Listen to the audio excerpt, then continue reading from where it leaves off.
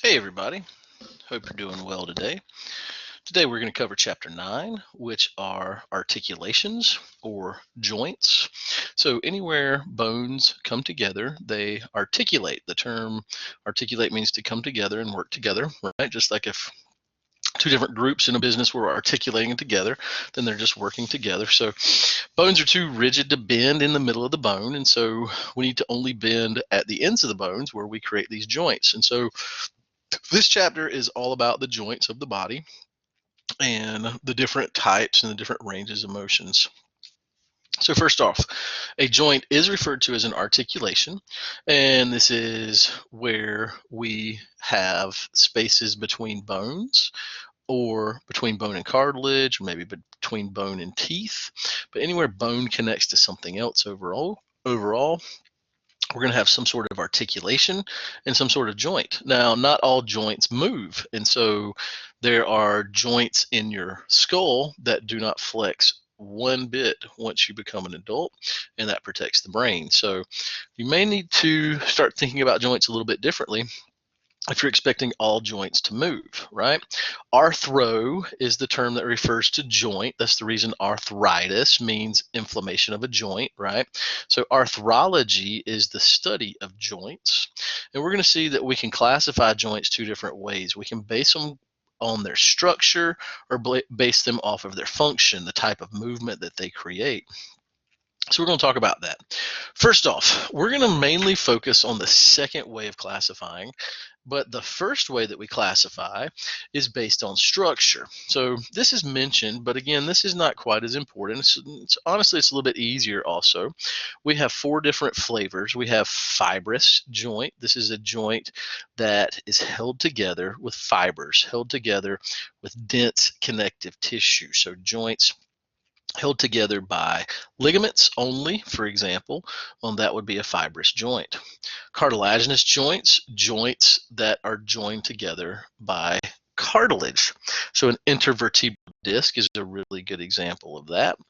Also, if you remember from our last chapter, on the skeleton, we talked about how the epiphyseal cartilage there at the metaphysis of a long bone is actually a joint between two bony structures. So that's another good example of a cartilaginous joint, the epiphyseal cartilage. A bony joint is the third type, and this is where bones just fuse together. Now, the sutures in your skull is a very good example of that, but also those epiphyseal lines. Remember, after those epiphyseal cartilages finish growing at puberty, whenever you hit your final height, then the cartilage disappears and epiphyseal lines form. And this is actually really just a bony connection between the epiphysis and the diaphysis at that point. And so that is considered to be a joint, even though it's immovable. So all of your bone, your long bone, actually have two joints in those bones, but both of those joints, those epiphyseal lines, are immovable joints. Okay. Synovial joints. This is the type of joint that most people think about. A synovial joint is a fluid-filled joint, fluid-filled cavity separating the two bones, the two articulating bone surfaces. And so synovial joints are the most common types of joints that we usually think about. Your elbow, your knee, your wrist, your ankle, your shoulder, your hips, these are all types of synovial joints. What we really want to focus on is the functional classification of these joints. Whenever we functionally classify them, I want you to understand, it doesn't say it here, but you need to write it down before we move any further. Functionally, there is a compromise that must take place. So here's what you need to write down, that if there's two things, you can either be strong or you can be mobile, okay? But you have to compromise between the two. So you can either be strong or you can be mobile, and you can kind of be in between, but you can't be super strong and be super mobile. Okay. If you want to be super strong, you have to be completely immobile. And if you want to be very movable, then you are going to be very weak. So the trade-off is between strength and mobility overall. So whenever we look at this, the three classifications in this functional classification group, the first is a synarthrosis. A syn means to come together. So these things are coming together and they're going to be completely immovable. Now, as I just mentioned, if you have zero mobility, then you are going to be the strongest types of joints. So definitely add that note. Not only are they immovable or immobile joints, but they are also the strongest type of joints because of that. Again, what keeps your tooth in your jaw, or for example, sutures in your skull that protect your brains because those different bones of the skull don't move around, then those are good examples of synarthroses or synarthritic joints.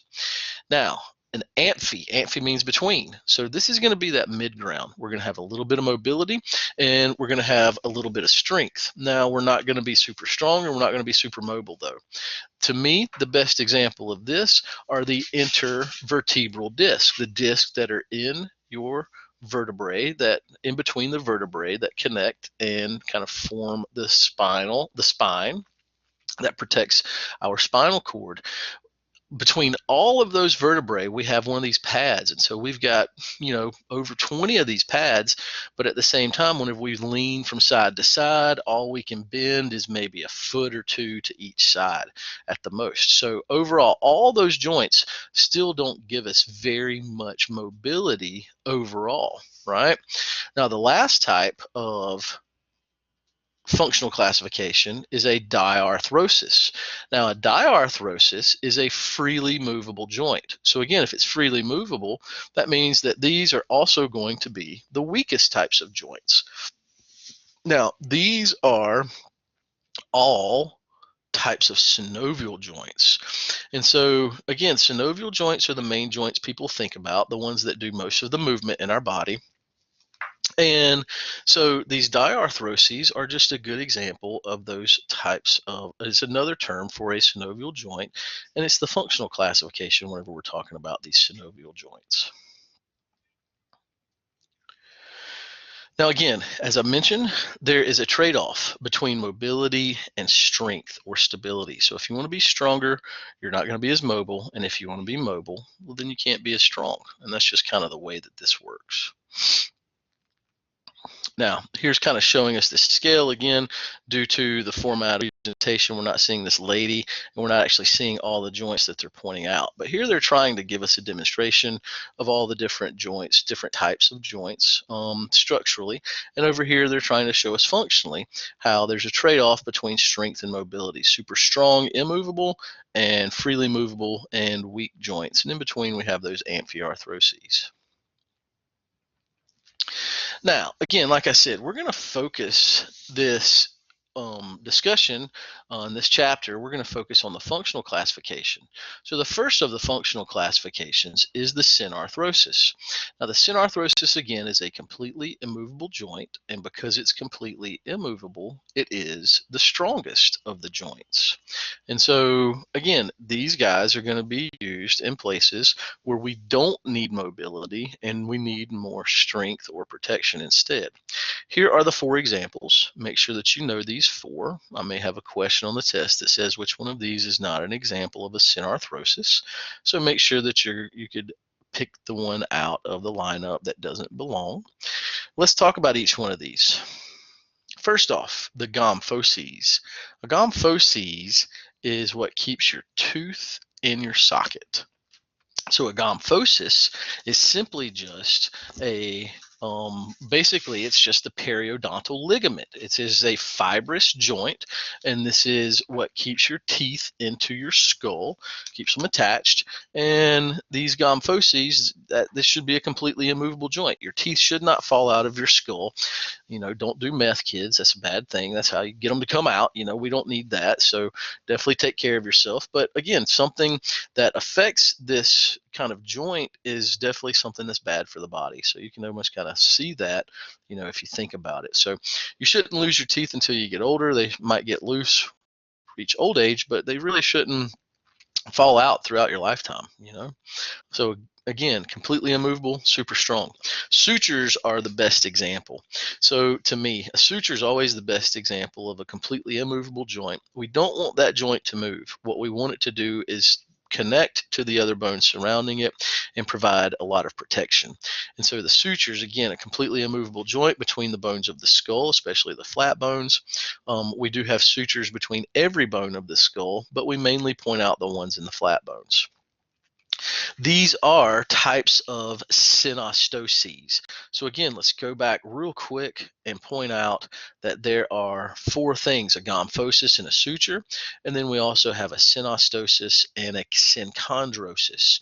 So now let's go back and let's point that out, because there's the gomphosis, here's the sutures, and here's where it talk about the synostoses. It's kind of weird because it's not in its own slide. Now, I want you to understand that some sutures become synostoses, but let's talk about these as separate joints. A synostosis or synostoses, this means connected by bone. So this is where bones just fuse together completely. Now, we're going to use the example from the epiphyseal line. Remember, we just talked about that. After lengthwise growth, the epiphyseal plates, the epiphyseal cartilage closes, and it becomes the epiphyseal lines. And at that point, that is a type of a synostosis. The epiphyseal line is a bony connection between the epiphysis and the diaphysis. So there's our good example of a synostosis, the epiphyseal line. A synchondrosis is our last type, and we should have talked about this beforehand. Syn means together, and chondro means cartilage. So a synchondrosis is going to be a connection based on cartilage, especially hyaline cartilage. So whenever we connect two bones with hyaline cartilage and it forms an immovable joint, then we have created a synchondrosis. I want you to use the epiphyseal plates or the epiphyseal cartilage for our example here. Those epiphyseal plates, that epiphyseal cartilage, again, these are the cartilages in between the epiphysis and the diaphysis in our long bones. This is what gets stimulated by the sex hormones at puberty, and then it begins to grow. Okay, or it begins to move. These two begin to move farther apart from each other, and that creates the length in the bone. And again, this epiphyseal plate is going to close, and that synchondrosis becomes a synostosis when it becomes that epiphyseal line. Right? So those two, that's the reason I said I would have rather taught this one first than the synostosis. So I could have gone plate to line, and that might have made a little bit more sense to you due to that growth pattern. Now, here's some examples. Here's a synchondrosis connecting the ribs to the sternum. Again, here's just some extra examples. You don't need to be familiar with these. Here's an example of a gomphosis, keeping that tooth in the socket. We can even kind of see that periodontal membrane kind of in between the bone of the skull and the material of the tooth, the dentin and the cementum of that root. Here's a suture in the skull. Here is an example of a synchondrosis, a syndesmosis that we're going to talk about here in just a second as well. Now, amphiarthroses are the midground. Okay, so amphiarthroses, these are slightly movable, and I put it in quotes. They have medium strength, right? They're not very strong, so they have less strength than our synostosis, but they're stronger than our diarthroses.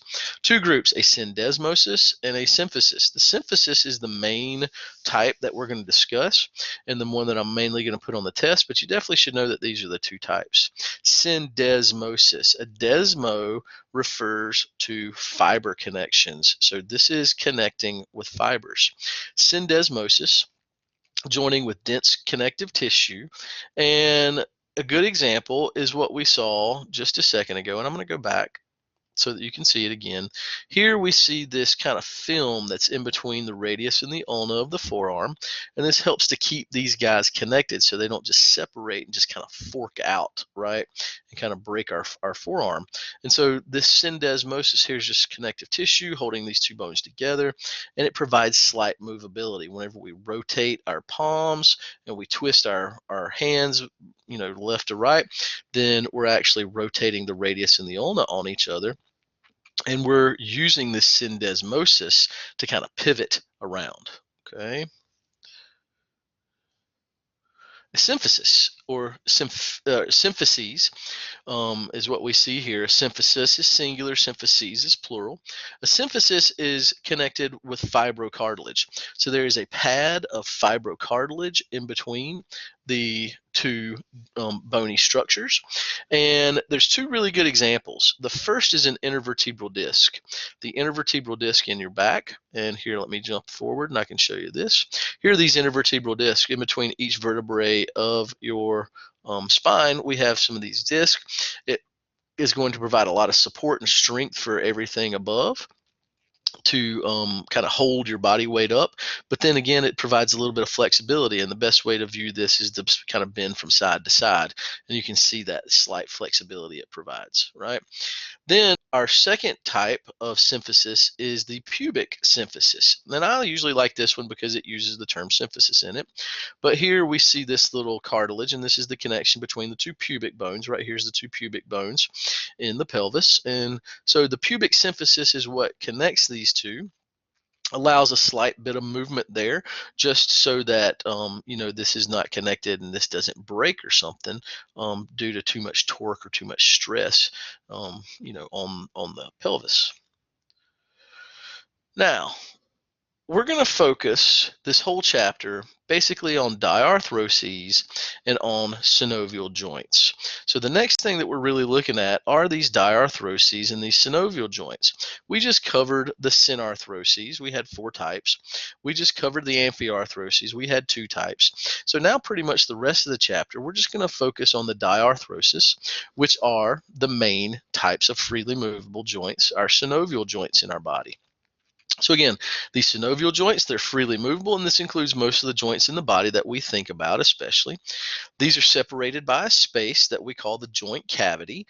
And so the two bony structures, they don't touch. There's a space in between them, this joint cavity. And in that joint cavity, we're going to have some basic features, okay? So this is what we're about to talk about, are all of these different features. So I'm going to go ahead and jump forward just a little bit. Well, actually, I'm going to come back, okay? Articular capsule, this is the surrounding of the joint. Anytime you see a capsule, that's what surrounds something. And the inside of that capsule is the joint cavity. And on the inside of that joint cavity, we have a fluid, and that fluid is properly called the synovial fluid. And synovial fluid is going to kind of lubricate that joint. It's also going to act like blood for the cartilage, this articular cartilage, and this is what's found at the ends of the bone. So not only is there fluid in that joint, there's also articular cartilage, and that's pretty much it on the inside of that joint cavity. The cartilage is at the ends of the bones, and in between it, there's going to be that fluid-filled joint cavity region. So the articular cartilage, in order to stay alive, it uses this fluid kind of like blood. This fluid gives the cartilage its nutrients, and it takes away its waste, and it kind of keeps it balanced and keeps those cells happy that are living in there. Remember, cartilage is avascular, so it doesn't have any blood flow. And so as a result, we're going to have to get its nutrients from somewhere else. We're also going to see some other accessory structures, and we'll talk about those as well. Any accessory structure that we mainly mention is there to help stabilize and strengthen the joint, like a ligament or a tendon, but we'll also have blood vessels and nerves that make sure that we don't break that joint or something dealing with blood vessel issues. Now, the joint capsule again, or the articular capsule, this is the outer layer of the joint cavity. Again, a capsule is always going to be a outer covering, and it creates an outer barrier. And so this articular capsule is the joint capsule. It's got two sub layers. So the actual capsule is made of 2 layers, has an outer fibrous layer, and anytime we see fibers, we're thinking about strengthening and stabilizing, right? And so this fibrous layer helps strengthen that joint a little bit, prevents the bones from separating. And then we have an inner layer. This is the synovial membrane, and the synovial membrane is a lining that lines the inside of the joint cavity, and that joint capsule everywhere, it covers all internal surfaces except the cartilage. So it doesn't cover the articular cartilage, but it's found everywhere else inside of that joint. And the synovial membrane is what produces the synovial fluid. It doesn't help, it produces it. So this makes that synovial fluid, and that synovial fluid kind of acts as a lubricator, but also kind of like blood for those cartilage cells. Now, as I mentioned, the articular cartilage, this is what's left over. This is hyaline cartilage. So this is what's left over after converting your original skeleton from when you were in mama. We converted that into bone. And so this hyaline cartilage is all that's left on the very ends of the bone. It kind of covers the ends of the bones, and it helps kind of prevent the bones cramming together and the bones crunching and kind of breaking like that.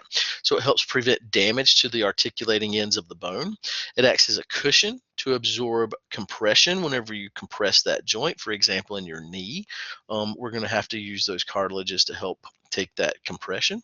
And it also reduces friction in there. These cartilages are kind of like slick covered sponges, right? Really slick sponges. So as a result, if two slick sponges come together, they just slide off of each other without ripping each other and without doing any damage. And that's what we're looking for. Now, as I mentioned, it's important to note that this tissue is avascular. A means without, vascular means blood vessels. So all cartilage is avascular. It doesn't contain blood vessels.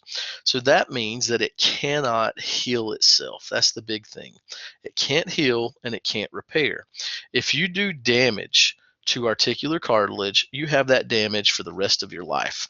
Unless you have a joint replacement surgery to get rid of that cartilage and replace it with fake cartilage, then you will have arthritis for the rest of your life. And that's what arthritis is. And you can go ahead and give yourself a note that arthritis is damage to this. If you damage the articular cartilage, the resulting pain and stiffness is referred to as arthritis. Okay? So take care of your joints. Popping your knuckles, popping your joints may not directly cause damage to your cartilage, but when you hyperextend those joints or hyperflex those joints, then you start to put this cartilage in harm's way. So the more you pop your joints, the more likely your cartilage is going to be in the way of damage, in the way of something that can happen. Maybe it pops weird and pops wrong, and then you damage this cartilage. So popping your knuckles, the actions of popping doesn't cause arthritis, but the side effects of popping, of not popping it correctly just one or two times, may end up causing arthritis in the long run. So I know some people, especially chiropractors, will argue that it doesn't cause arthritis, but in the long run, we do see anybody who does pop a joint too much in their lifetime has arthritis in that joint. So there has to be some truth there, despite what these people are trying to tell us. The joint cavity. Again, the inside of the joint where we have that cartilage is the joint cavity. And the joint cavity, except for on the cartilage, is lined by that synovial membrane. And the synovial membrane makes that synovial fluid.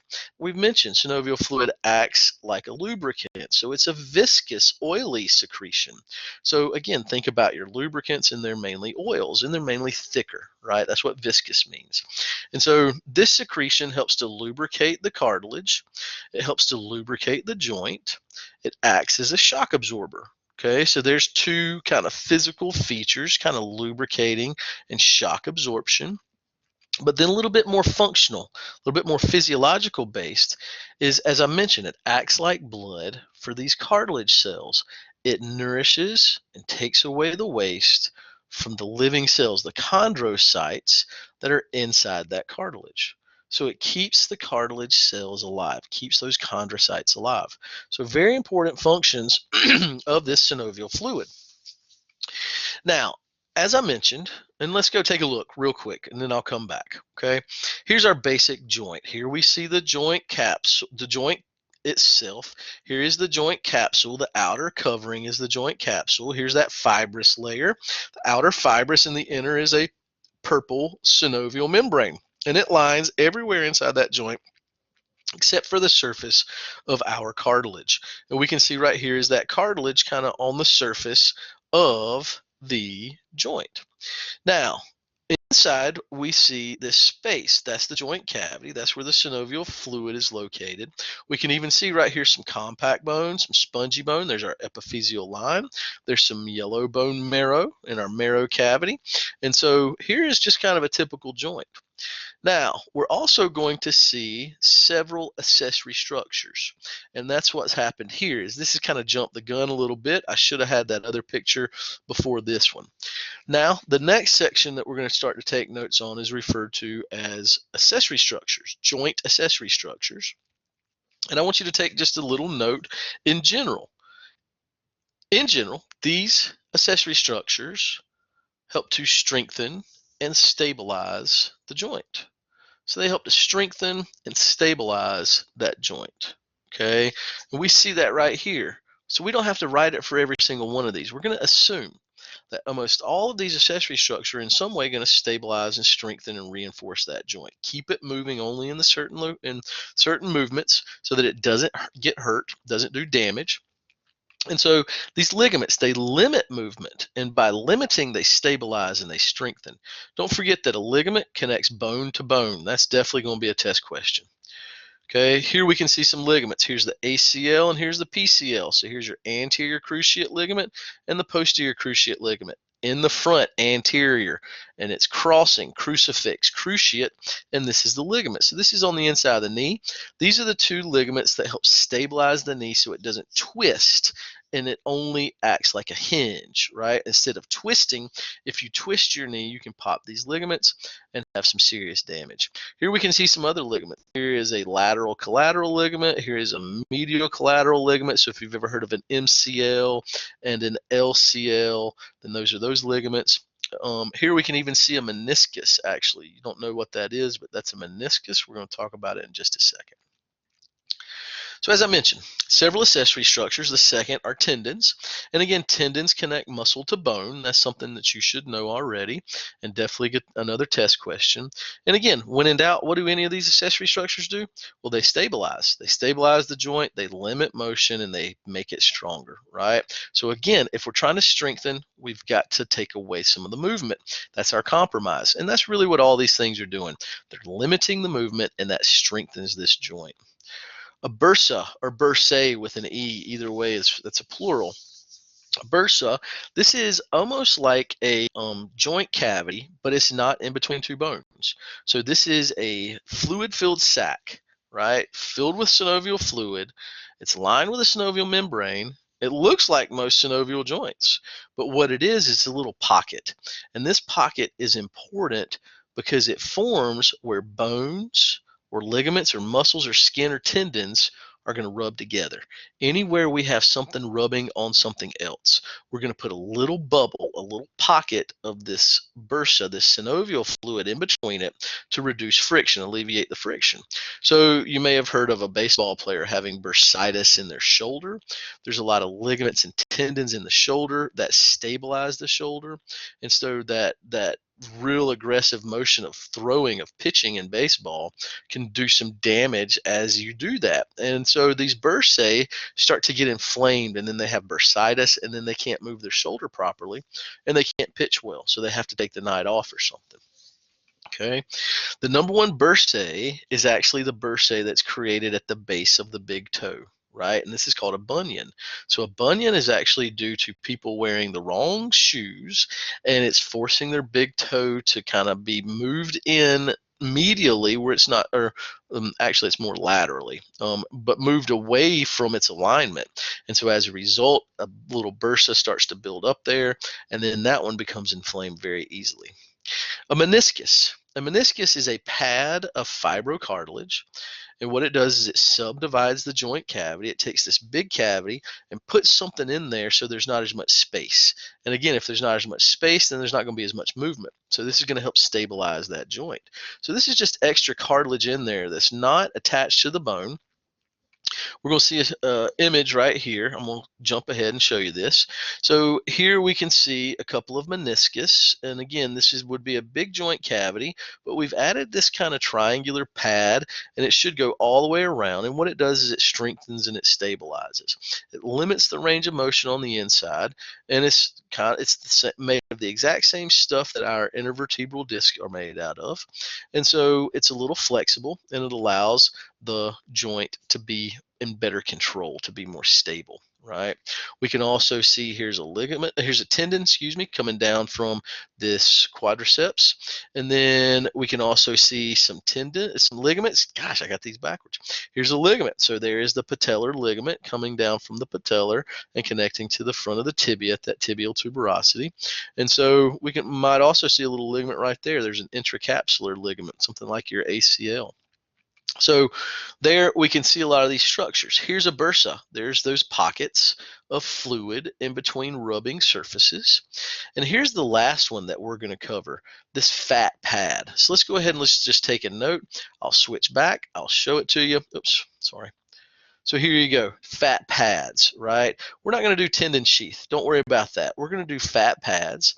A fat pad is just that. It is a bunch of fat. And what I want you to know is that it fills in spaces when joints move.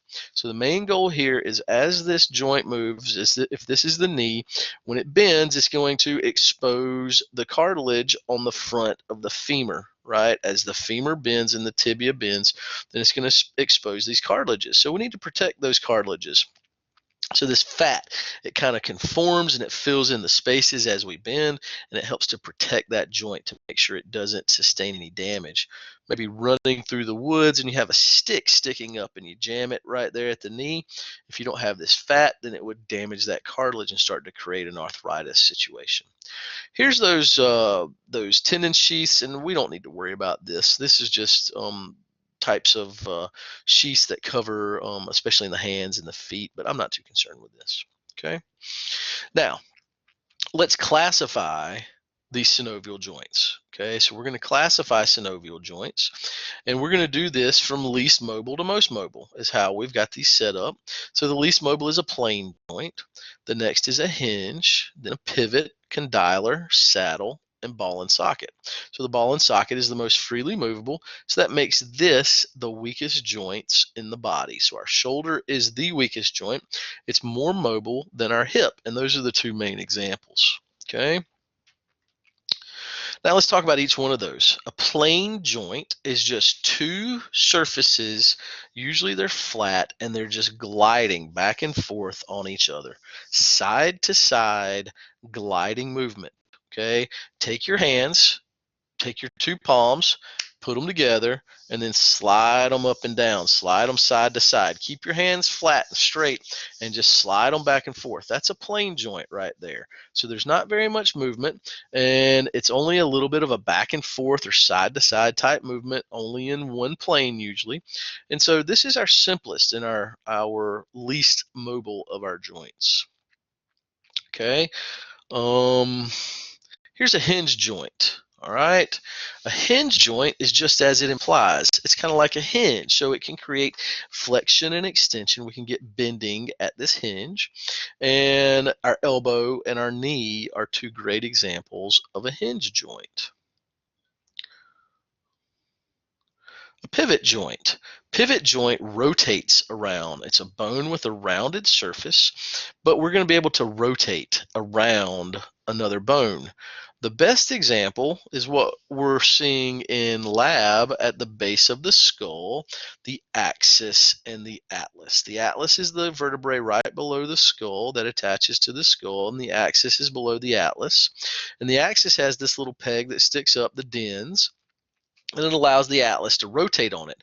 Whenever you say the word no with your head, shake your head no, then you're moving on that joint. You're demonstrating a pivot joint.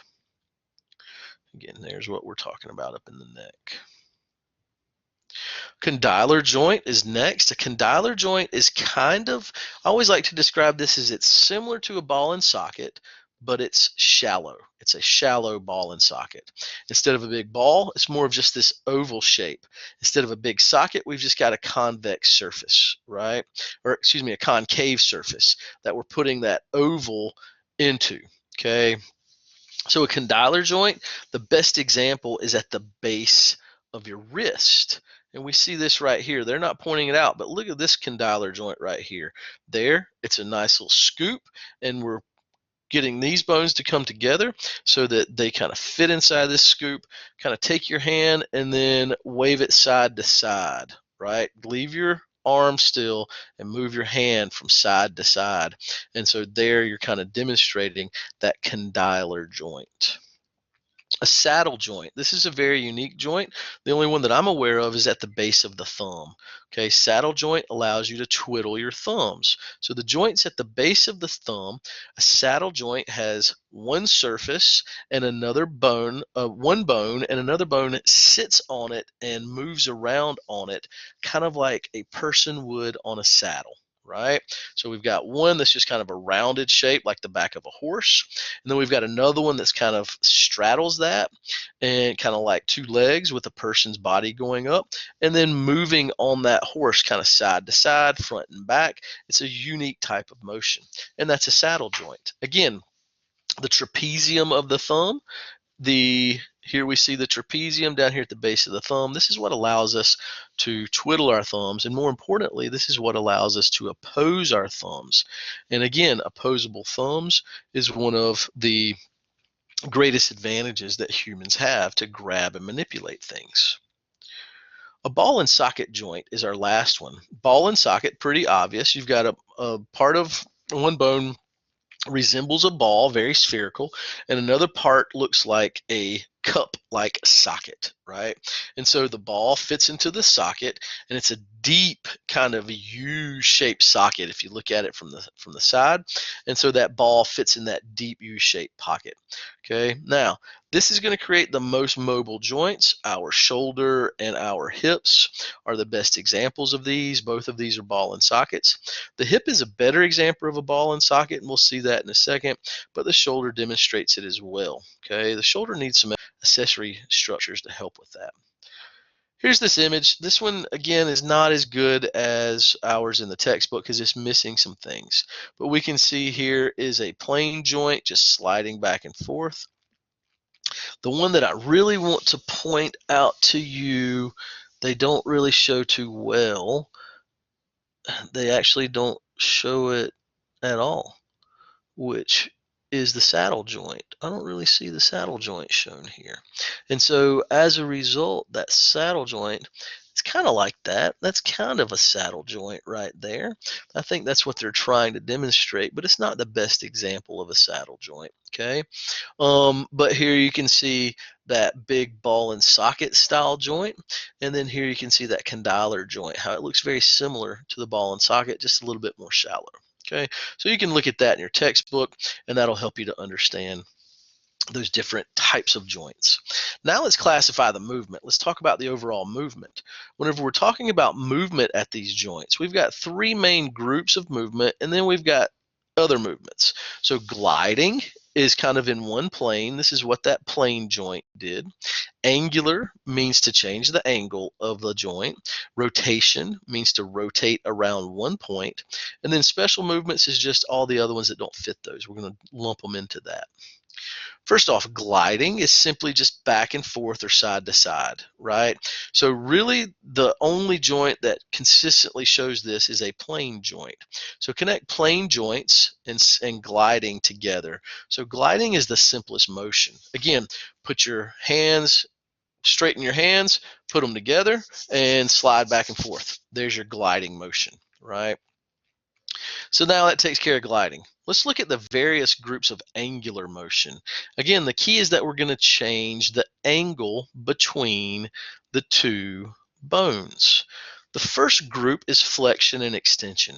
Flexion means to decrease the angle between bones, and extension means to increase the angle between bones. So if I put my arm out straight to the side of my body, and then I flex my arm, my elbow, and I pull it pull my hand towards my shoulder, then there is flexion. If I do the opposite and I try to return my arm to being held out beside me, then that's going to be extension, right? So flexion is pulling the weight up, and then extension is allowing it to go back down, right? So if you're doing bicep curls.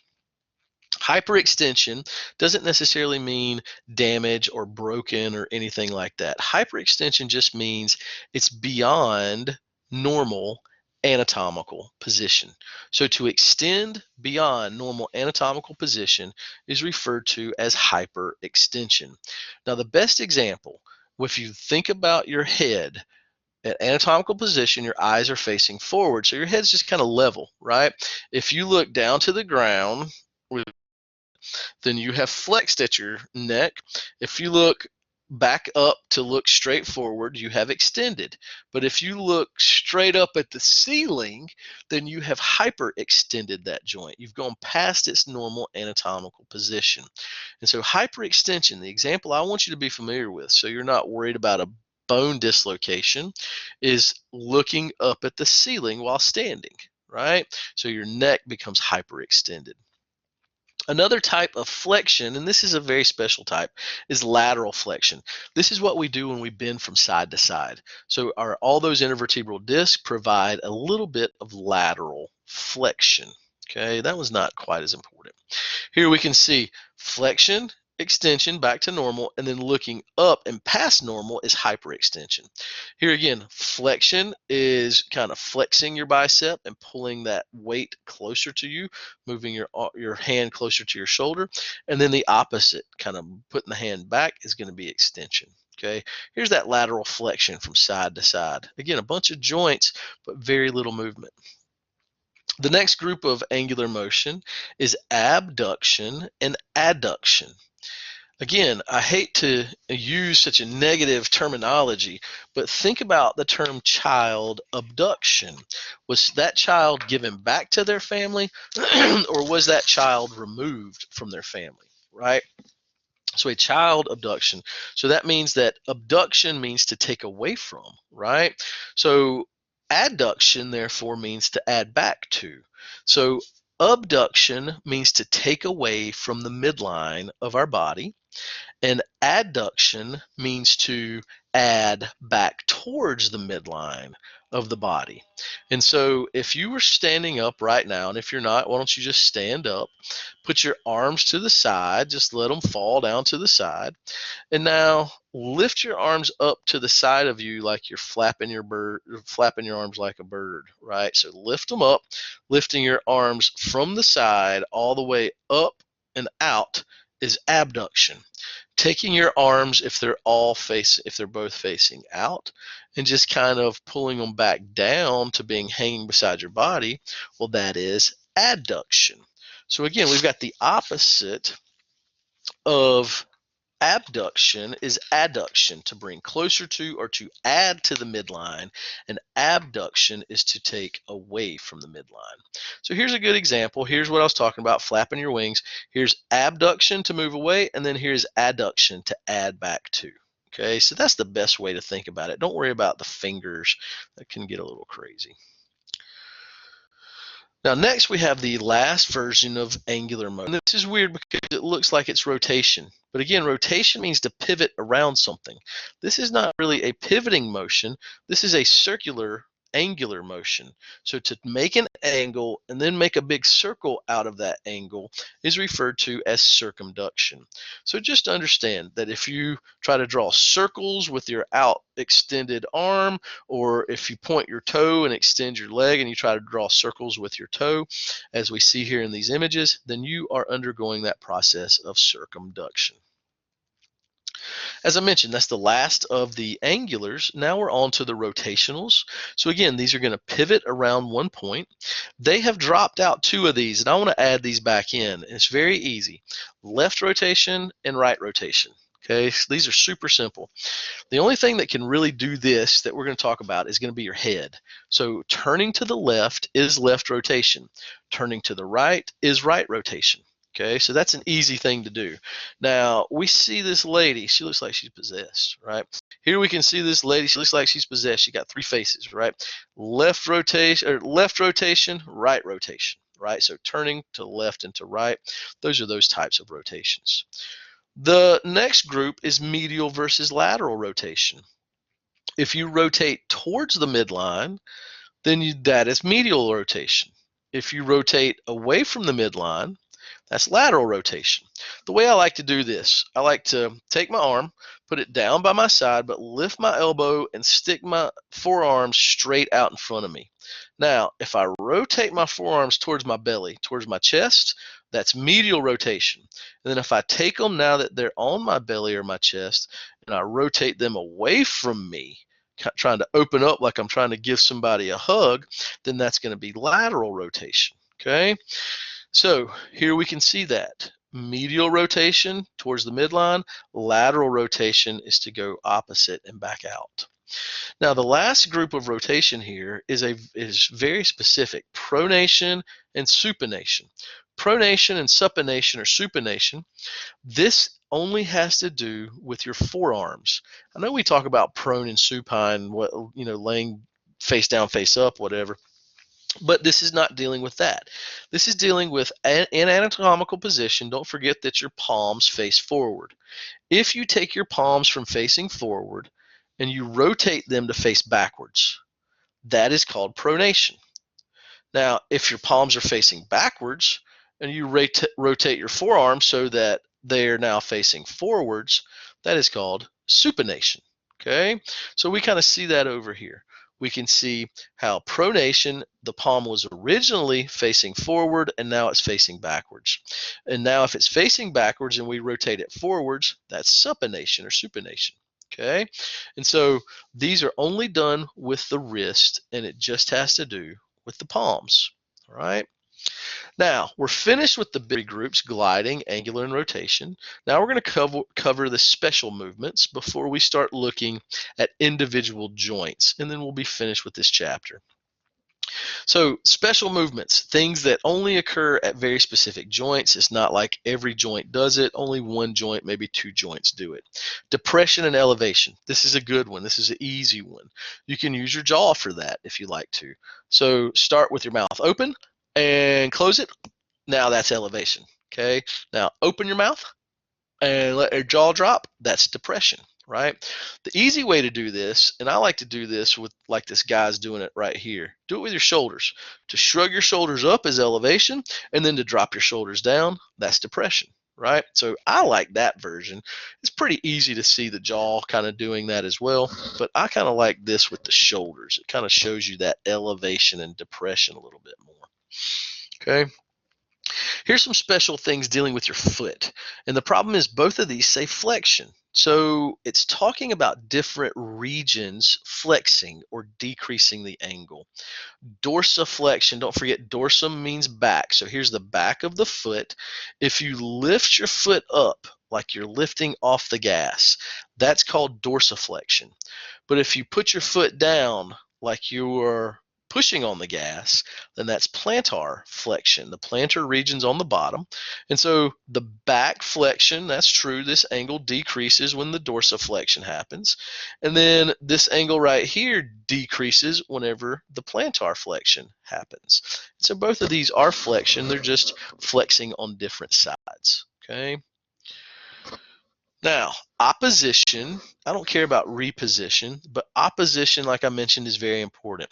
This has to do with the thumb. The ability of the thumb to cross into the palm is making us have the opposable thumb.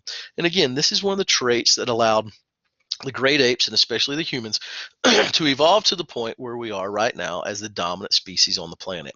Now, opposition just means thumb to the palm. If you take the thumb and put it back to normal, well, that's reposition. But again, I don't really care about that term. All right, there's our special movements. Now, from here on out, we're going to focus on joints. The first joint I want to talk about, well, here, before we do that, we're going to have four main joints that we're about to talk about. And then I'll add one more joint in lecture. In class, I'll talk about the intervertebral disc. So I'll add a little bit of knowledge there and make sure that you have that. But first off, we're going to talk about the 4 biggies: your elbow, your shoulder, your knee, and your hip.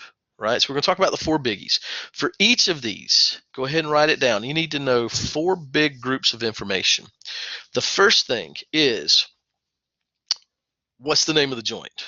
Right? So elbow, hip, not too tough. Second thing, the next thing that we need to know, what are the bones involved? So which bones are involved with this joint? The next thing we need to know, what type of joint is this? Okay, they're all diarthroses, but which type of diarthroses? Okay, we got 2 hinges and we got 2 ball and sockets, so that's not too tough. And then the last thing that I want you to know are the basic movements at that joint. Okay, and it's really not that tough. For a hinge, like our elbow and our knee, then it's going to do flexion and extension mainly. And for our ball and socket joints, it's going to have every motion except for gliding practically. So that's not too tough to learn all of this. There's a lot of information we're about to cover, but again, for each joint, you only need to know those basic facts: name of joint, bones involved, type of joint, and type of motion. Okay, so let's start with this one, the shoulder joint. The shoulder joint is properly called the glenohumeral joint. So you should be familiar with that term, glenohumeral, or the shoulder joint. And again, this is a type of ball and socket. And let's go ahead and mention that other thing before we move any further, and then we'll talk about the bones involved. The ball and socket has all types of motion except gliding. All motion but gliding. Now, you need to know that it is the head of the humerus meeting with the scapula, the glenoid cavity of the scapula. So the humerus and the scapula are the 2 bones that are creating your shoulder joint. Now, I do want you to add a couple of notes here and there, very few notes, but I do want you to make a note that a lot of muscles and accessory structures strengthen this joint. A lot of muscles and a lot of accessory structures, tendons and ligaments, help to strengthen this joint. Okay. Now, let's move on from here. Here we can kind of see, here is the humerus and here is the scapula. There's the head of the humerus, and here is the glenoid cavity, glenoid fossa of the scapula, and that is the socket and the ball and socket, and the head is the ball. Now, I do want you to understand this right here. That last note we took, muscles and accessory structures help to stabilize the joint, strengthen the joint. Make sure you understand that group of muscles is referred to as the rotator cuff muscles. So the rotator cuff muscles, this is a group of muscles. I've heard some people say that they broke their rotator cuff. Ooh, you can't do that. Okay, the rotator cuff is simply just a group of muscles. You can't break muscles, especially all of these. So it's a group of 4 muscles. I don't care that you know the 4 of them. But the key is these muscles help to strengthen and stabilize your shoulder.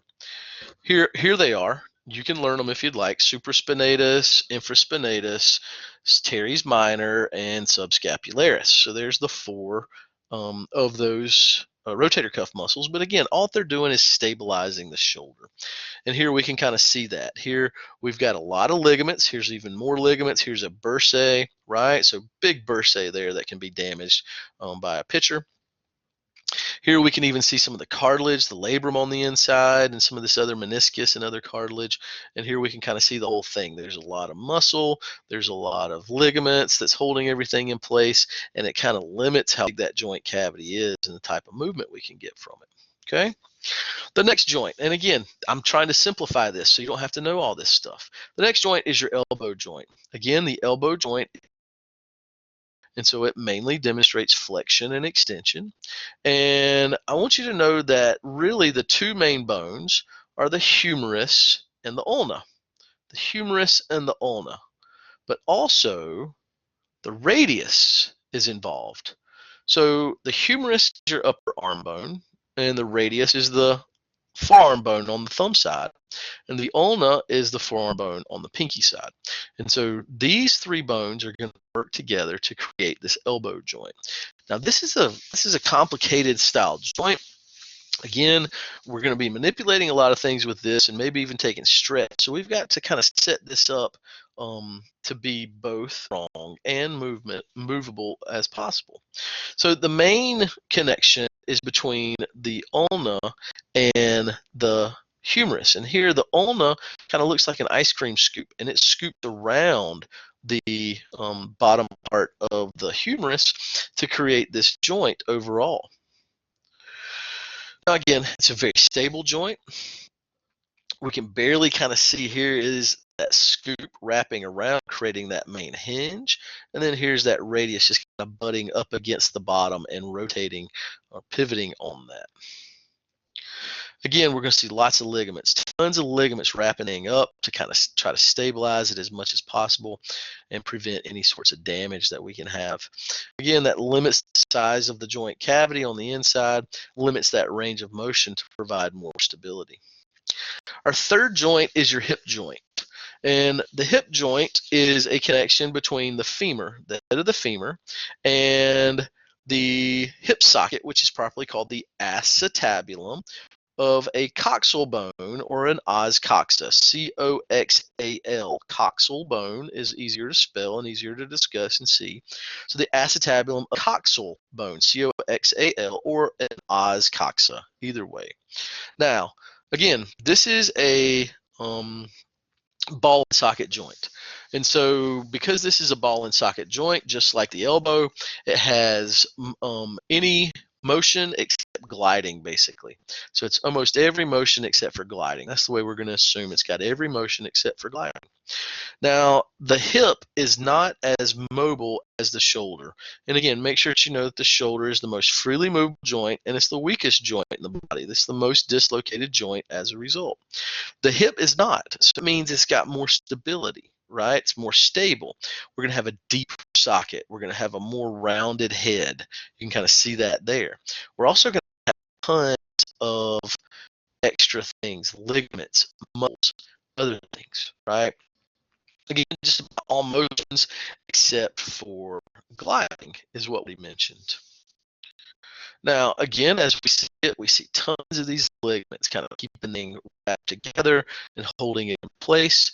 And so these ligaments are so important to stabilize that and keep it strong so that we don't have any issues with the hip. Okay. Again, we've even got some intracapsular ligaments. Here's a ligament on the inside connecting the acetabulum to the head of the femur. Almost finished with this. Let's talk about the knee joint. We're going to finish the knee joint, and then we've just got a few tidbits to talk about with aging and degradation. So the knee joint, again, this is a hinge joint, but this is a complex hinge joint. It's flexion and extension, but it also has a little bit of gliding. It has a little rotation. And so I definitely want you to know that the knee is a complex hinge. The elbow is a straightforward hinge, but the knee is a complex hinge. The elbow had the grabbing the humerus, created a nice little hinge. This has two flat surfaces coming together, so we have to make this a little bit more complicated. So, and as a result, we also get, instead of flexion and extension, slight rotation and a little bit of gliding. Okay. Now, the main two players here are the femur and the tibia. Okay, the femur and the tibia are the two main players, and that's the only two that we're going to list. Okay, there is this deal, but I'm not going to mention the patella. Tibia and femur are the two main bones. Again, it's a cated joint. It's a complex hinge, and we're going to get a little bit extra motion, some gliding and some rotation here as well. All right, so here we can kind of see it. We got two relatively flat surfaces coming together. We got to wrap it up with a whole bunch of stuff to stabilize it, especially because it's in our lower leg. It's going to take a lot of movement. Okay, so here's a lot of pictures. I want to get over here. Again, lots of muscles coming in. We've got tons of tendons coming in. The patella kind of helps to keep things also in place. And so very important to have a lot of ligaments and tendons and muscle attachments here that can limit that movement. And again, we see a lot of these ligaments. We see the meniscus in here, the two menisci, and here are some of those ACL and PCL that we mentioned. Okay. Now let's talk about aging. Again, this isn't going to take us very long, and we'll be finished in just a second. Arthritis overall is before we move on, before we move to arthritis, let me back up just a second here. And let's take this word right here, rheumatic disease. I want us to write the word rheumatism. Drop the C and put an S in. Rheumatism. Rheumatism is pain and stiffness in the skeletal or muscular system.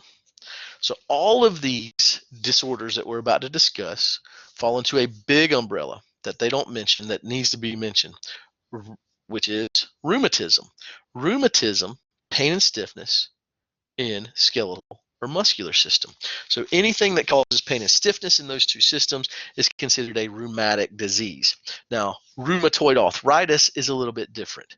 This is an extremely bad form of arthritis, and we'll talk about it in just a second. But arthritis is a type of a rheumatic disease. Arthritis means inflammation of the joint, but literally what it is it's due to damage to the articular cartilage. Okay, so damage to the articular cartilage, that cartilage in the joints, it's not going to heal and it's going to cause arthritis. Generally, we talk about osteoarthritis in most people as we get older. Osteoarthritis is a form of arthritis. It's also called DJD, degenerative joint disease. This just happens from cumulative wear and tear on your joint surfaces over time. So as we age, we're all going to start to experience osteoarthritis due to the wear and tear, the wearing down of our joints. Okay? Something you have to look forward to, all you youngsters. Now, obviously, in order to maintain your joint health as much as possible, exercise is super important, okay? So if you don't exercise, you should expect arthritis earlier in your life and more pain and stiffness the longer that you have that arthritis and deal with it. And so exercise is the key. It helps to flow that synovial fluid towards those chondrocytes. It helps to strengthen the muscles and stabilize the joints as a result. And so this is super important to make sure that you exercise properly as much as you can to stay in good shape. And, you know, as you get older, you have to include exercise into your lifestyle. If not, you're going to start to head down here very fast. Arthritis, again, we've got inflammation, pain, dealing with not just joints, but dealing with, we've got damage to the cartilage. Gouty arthritis is a form of arthritis, and most people call this gout, just the gout in the South, right? Not gout arthritis, but my husband's got the gout, right? Something like that. You hear that sometimes. So gouty arthritis is where you start to create crystals, uric acid or calcium crystals inside the synovial fluid. And this starts to become super painful. Okay, you've got spiky little things inside of your joints. Whenever you try to move them, you're going to feel the spikiness and it's going to hurt. And so this gouty arthritis, it's due to a buildup of uric acid and or calcium. And these things can be related to what you eat in your diet. So you got to watch your diet to prevent the gout. Kings used to say that gout is the disease of kings because they were fat and they were lazy and they would just sit there and they would end up getting gout as a result. So it was once thought of as a royal disease, right? But it's definitely just shows that you're kind of not taking care of your body. Osteoarthritis, again, we've already talked about degenerative joint disease, so we've already covered this.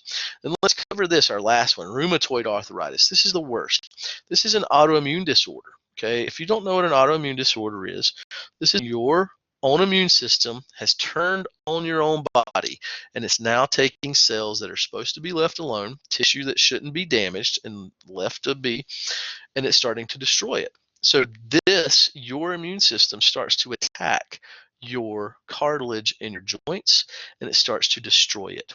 So it doesn't regrow. So this is debilitating. This will eventually lead to crippling. This will lead to a wheelchair. Definitely not a good thing.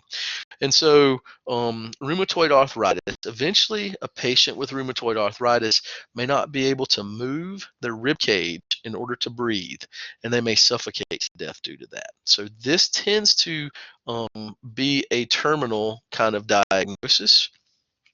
You can try to counteract this as long as you can, but once this really catches up and the damage is being done, eventually the whole body, all joints in the body, even the smallest joints of breathing, are going to be affected, and it's going to start to lead to a person's demise. It's definitely not a fun thing to think about. Okay, so that takes care of our chapter 9. It's not really the longest chapter. It's not really the hardest chapter.